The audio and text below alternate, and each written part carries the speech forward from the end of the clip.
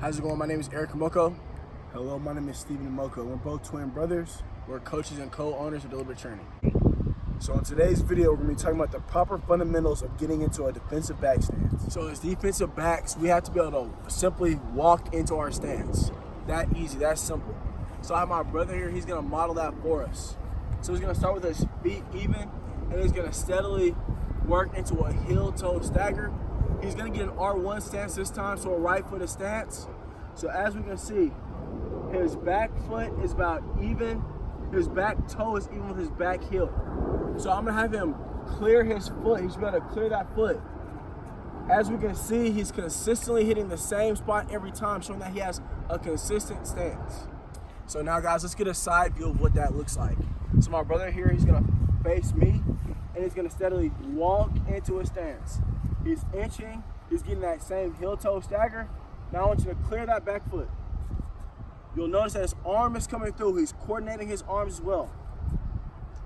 So clear it, clear it, clear it. He's, again, consistently hitting the same spot. We'll notice that his shoulders are down above his toes. He can touch his toe, reach out. His elbows are right at his knees. You have holes at your knees. So what I'm going to do to check is tap, tap, tap, tap, tap. He's tapping those holes in his knees. When we're in our stance, we want to be able to run. Much like he's doing, we're creating the same L's we have when we run. All right, so next, guys, we just went through a proper stance. So next thing we're going to do is checking that stance. So an important thing with your stance is, like my brother said, having your shoulders over your toes. We also got to make sure we have consistent posture. So my brother's going to walk into an L1 stance. So you're going to start feet square, walk into that stance. He's going to clear his back heel. You can also check his front foot here to make sure he's in a consistent stance by checking that front foot break. All right, now, to make sure that he's consistent, I'm going to check his hips, his shoulders. He should be in a nice balanced stance, so I shouldn't be able to push him over easily. He should be like a fire hydrant in the ground. He should be able to live comfortably in that stance. So my brother just showed you a great example of a good stance, and now he's going to show you a bad stance. So he's going to walk into an R1 stance.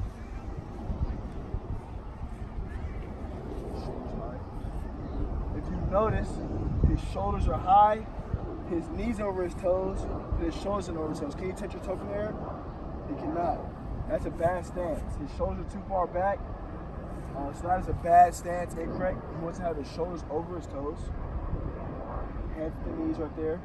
Now he's in a great stance. Can't push him over, he's locked in. So if you found it difficult for yourself to sit into a proper stance, it very well could be that your hamstrings and your glutes aren't strong enough. An easy way that you can fix this by just putting in the time and the work is by sitting into a stationary squat. So my brother is going to sit into a squat. His heels are on the ground. His shoulders are over his toes. And he's just going to sit there. He's going to hold a strong position and engage his core. He's going to hold his position, and he should feel tension in both his hamstrings and his glutes. Again, we're going to do this for 3 times for 30 seconds. So in addition to the stationary squat, a great supplementary exercise for improving your hamstring strength and glute strength is the duck walk. So there's 2 types of duck walks we're going to be discussing today. A low duck walk for hip mobility, and a higher duck walk for building posture. So my brother Eric here is going to get into a duck walking position.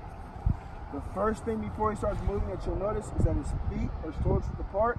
He's going to get into that stationary squat position and start moving forward for you guys.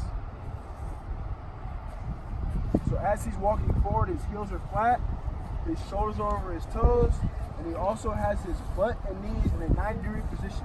This is gonna promote glute and hamstring strengthening. So the second exercise we're gonna be demonstrating to you guys is the low duck walk. This exercise promotes hip flexibility, hip mobility, and will also strengthen your glutes and hamstrings to help you get into a better defensive back stance.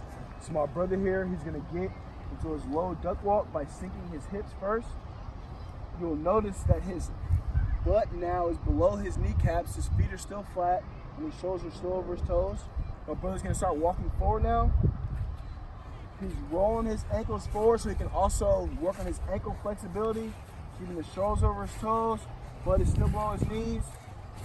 This is a great drill right here to get into a better defensive back. Now we've talked about getting into a proper stance and a proper posture and how to strengthen that stance. We're going to talk about working into a back pedal from that stance and the first steps you should take when in that stance. And we're also going to talk about the importance of why you take these certain steps. All right, guys, so I'm going to have my brother here demonstrate the proper first steps in our back pedal. So I'm going to have Steven get into a right-footed stance. All right, so guys, anytime we initiate a back pedal, my back foot should be the first foot that goes back. So Steven, please step back 2 steps from me. 1, 2. So we'll notice his back foot was the first to go. Steven, step 2 more steps back from me. 1, 2. Perfect. All right, guys, so we're gonna continue mastering our stance and the importance of stance and how that correlates to a strong and a proper back pedal. So I'm gonna have my brother here get into a right-footed stance, or an R1 stance as we call it. The reason why we want our inside foot back is so that we can protect our leverage if a receiver decides to stem us. So what a stem is when a receiver decides to take away the leverage that you've established. Right now, my brother has inside leverage in me. He's inside of me. Well, imagine that the ball is inside. If a receiver decides to stem, he's trying to take away your leverage. The reason why we use our back foot is so we can protect our leverage.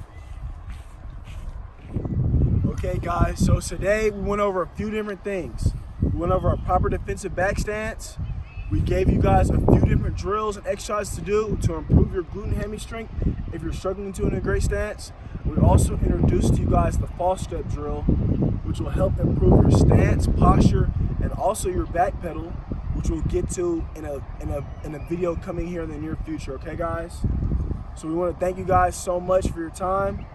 Please, if you have any questions, leave them in the comments below. We'll gladly answer all of them for you guys. And make sure you guys follow our Twitter, Instagram, and Facebook pages at Train Deliberate. Thank you once again. My name is Coach Steven. My name is Coach Eric. Thank you for your time.